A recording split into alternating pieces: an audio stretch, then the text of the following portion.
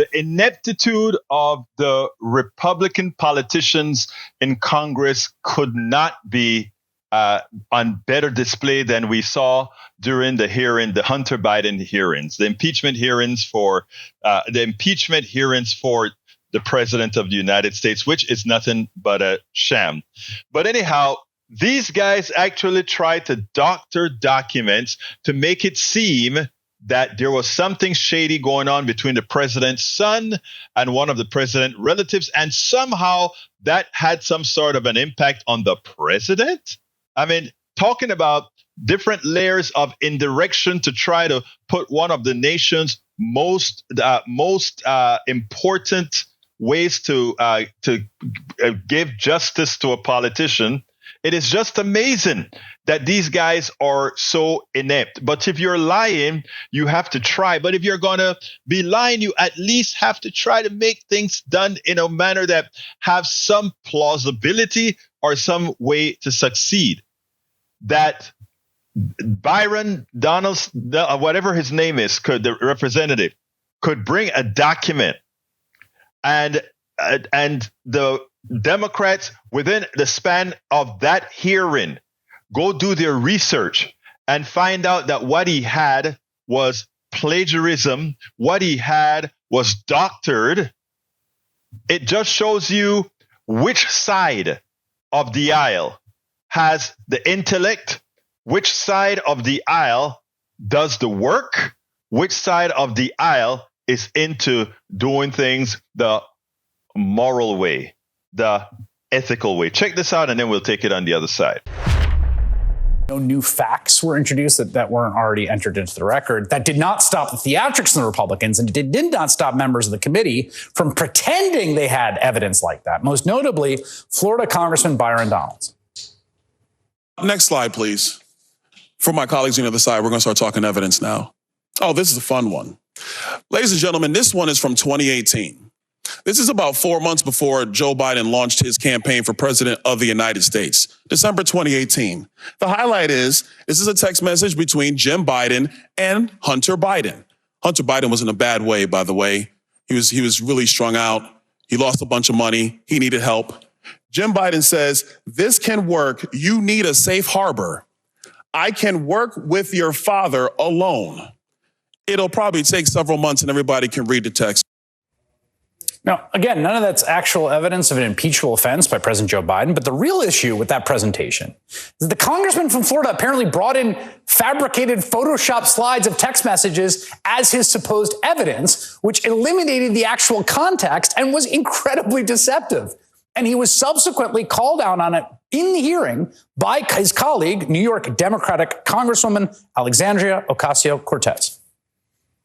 Earlier today, one of our colleagues, a gentleman from Florida, presented up on this screen something that appeared to be a screenshot of a text message containing or insinuating an explosive allegation.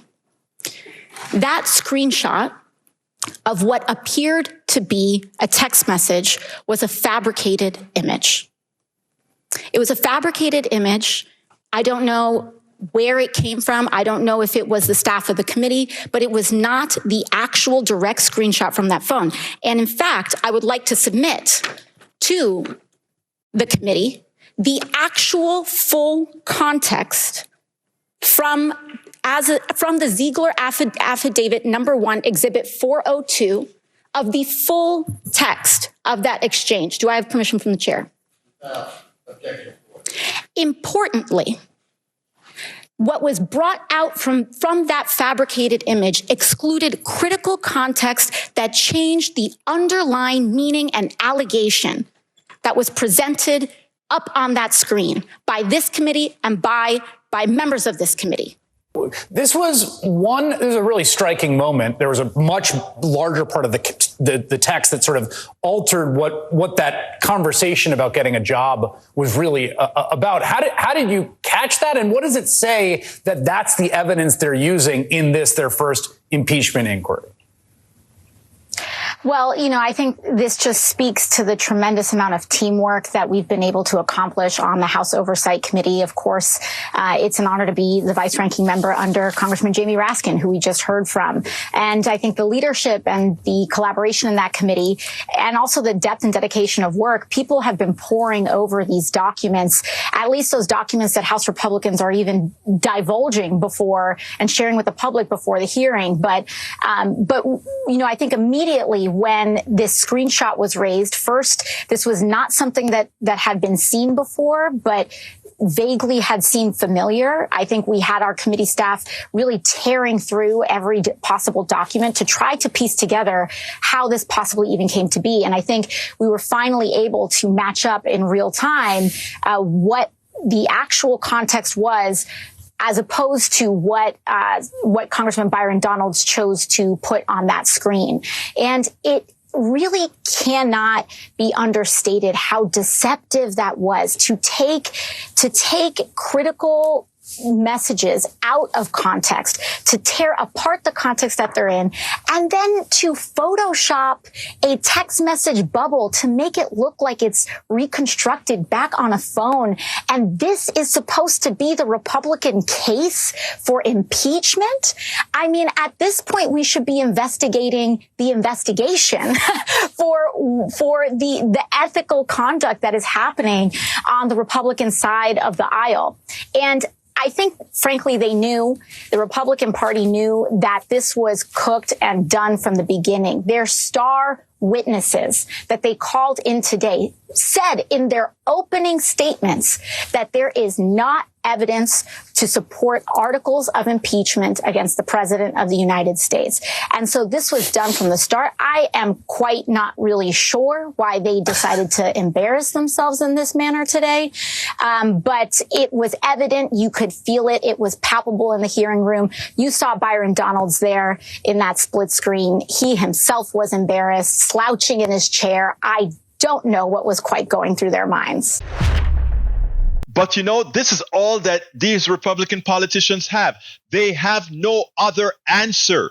When you have policies that are based on lies, when you have things that you're trying to accomplish supposedly for your people that are really for the corporatocracy, the only way you can have people support you is to lie to them. And that is what they are great at, showboating and lying. And when you confront them head on, fact-based, but not only fact-based, but bring the communities in so that they can see the evil within, so that they can see how these people operate out in an unethical manner, then you can make headway. But the first thing that has to come is you have to be willing to engage them. You have to be willing to meet them where they are and knock them out where they are. And I'm talking figuratively, of course, because I tell you, their lies have a tendency to metastasize.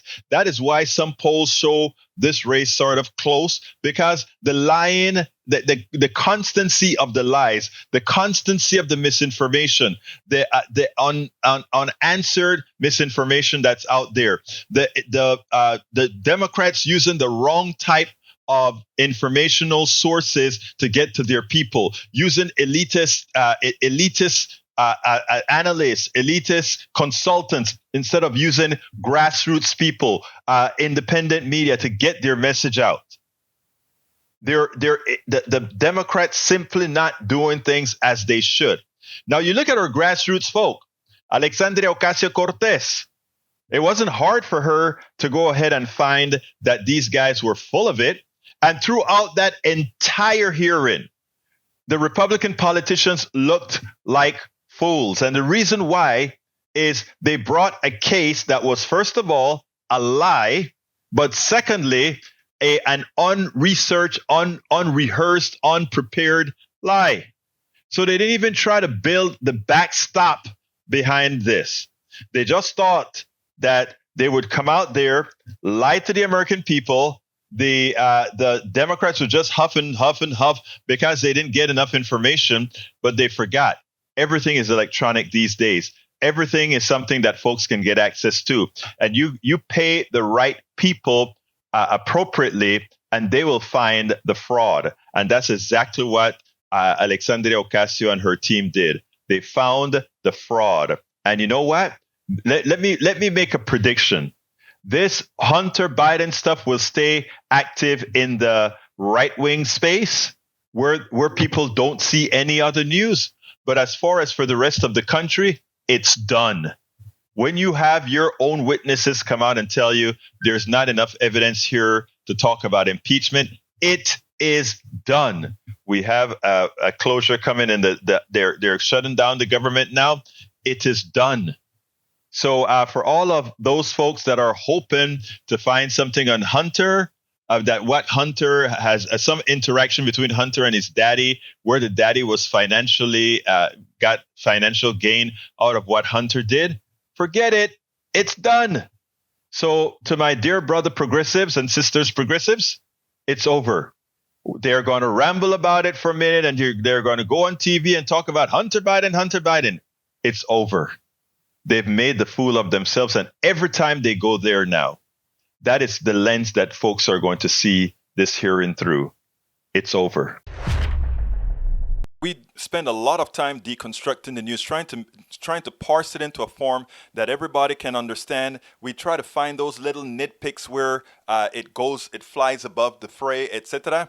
If you really like these videos that we do, I want to ask a big favor. Please go ahead. Number 1, subscribe to our channel. And number 2, please join if you can. Thank you so kindly for watching. Keep watching. Please remember to share. We must populate the entire internet with our progressive message, a message that we know is what most Americans say that they want. So help us, please join.